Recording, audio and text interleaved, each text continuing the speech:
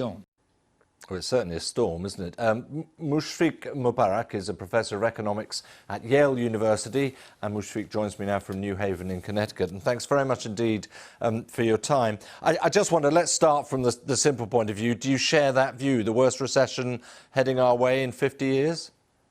I don't know about the worst, but it is a very sensible prediction to think that we will go into a recession. And the reason is that the central bank responses to the inflationary pressures that we're under is entirely predictable. They will raise interest rates, and when several large countries raise interest rates simultaneously, that will be recessionary. Because a primary tool that central banks use to maintain a balance between these competing pressures of inflation and recessions is interest rates.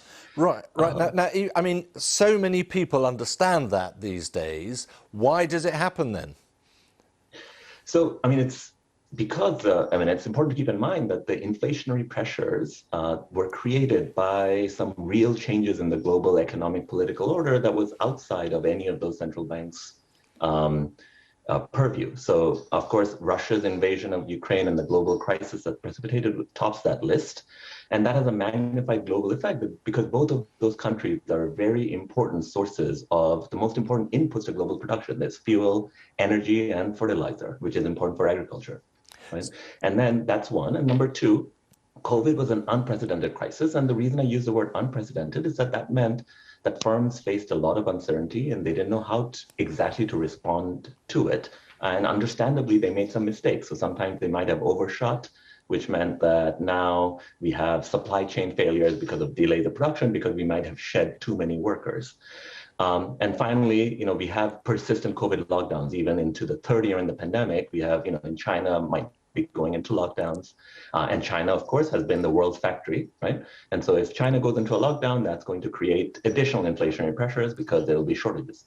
Yeah, so we've got these supply chain problems, whether it's from COVID or even indeed the situation regarding Russia and Ukraine and the sanctions that have come with that as well. So I could understand why many countries might feel quite fatalistic about this and that there isn't much they can do. But presumably you can offer up some thoughts about particularly poorer countries where their debt is very high. What can they do?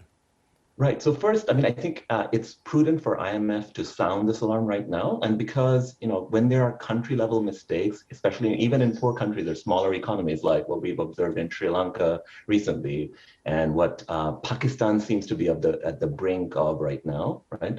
That can have a magnified effect on the global economic order. So in Sri Lanka, what happened was, the global crisis we just talked about. So they are a net importer of food and fuel, right? So prices go up.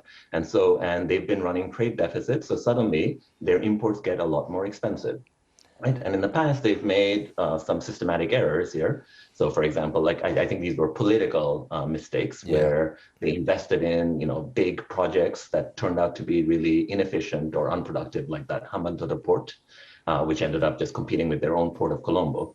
And so all of this together, then what ends up happening in poor countries is that if you don't have a strong reputation of repayment, right? So then investors get spooked, they start demanding repayment, and that itself precipitates the crisis, a currency crisis, because, there's capital flight and suddenly now there's even more downward pressure on your local currency. Yeah. And so it's like a self-fulfilling prophecy. And as you say, reputation is pretty much everything when it comes to money, isn't it?